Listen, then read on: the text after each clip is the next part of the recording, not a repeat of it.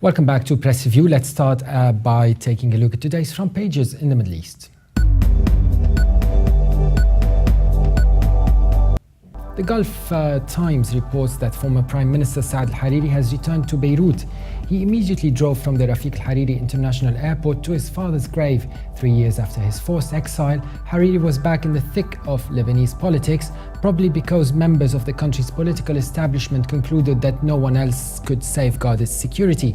It also states that the European Union's executive warned it was ready to take action over Russia's decision to restrict imports of EU food and agricultural products. The Khalij Times reports that mediators worked against the clock to extend the truce between Israel and Palestinians in Gaza.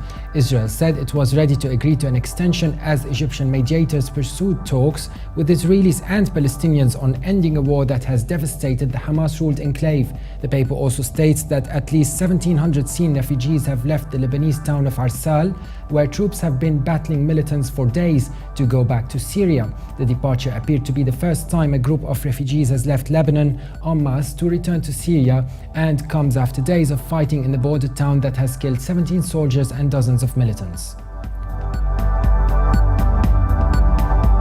The Arab News reports that US President Barack Obama put pressure on intensive ceasefire negotiations in Cairo by saying Gaza could not remain cut off from the world forever. Obama told a news conference in Washington, long term, there has to be a recognition that Gaza cannot sustain itself permanently closed off from the world. The paper also reports that Saudi Arabia has banned smoking in sports stadiums across the country as part of efforts to encourage its young population to stop the habit, which has been costing it billions of riyals in terms of treatment for tobacco-related diseases.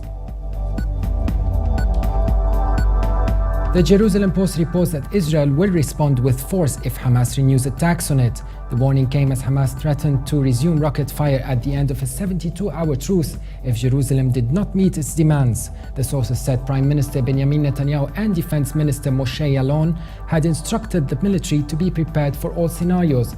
The front page also reports that President Obama is weighing military action to protect religious minorities in Iraq, many of whom are stranded without basic resources on top of a mountain and under imminent threat of death from the Islamic State. The Pentagon has prepared options not only for US strikes against the Islamic State, but also for aid drops and possible airlifts from the mountain for those under threat of persecution. And now let's take a look at top Middle East news from papers here in the UK.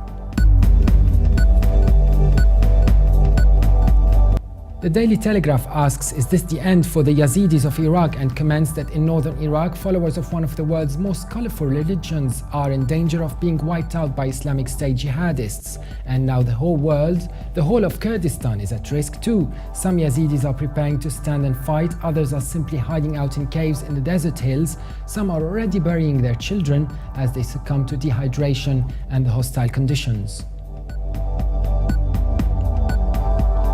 Also from the UK, The Independent reports that George Galloway, MP for Bradford West, claims to have declared Bradford an Israel-free zone, saying that he wants the city to reject all Israeli goods, services, academics and even tourists. Reportedly speaking at a meeting of the Respect Party in Leeds at the weekend, Mr. Galloway urged the people of that city to do the same. His comments were captured on video and posted to YouTube and have since been met with an angry backlash on Twitter.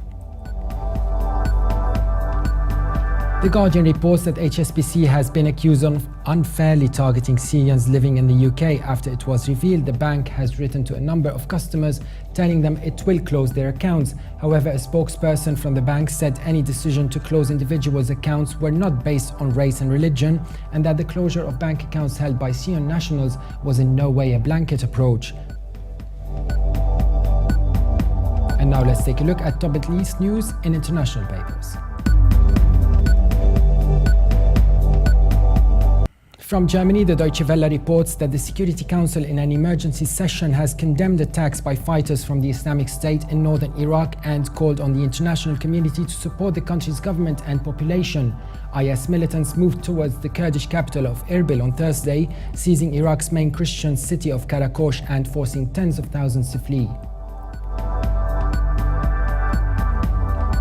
From Beijing, the Global Times reports that a Palestinian child was killed and 9 others injured in renewed airstrikes on the Gaza Strip after talks to extend the 72-hour ceasefire in the Gaza Strip failed. A spokesperson from the Gaza Health Ministry told reporters that a Palestinian child was killed and 4 others wounded in an airstrike on a mosque in the northern Gaza Strip. That was it for today. For more updates, visit our website levant.tv. Thanks for watching and bye for now.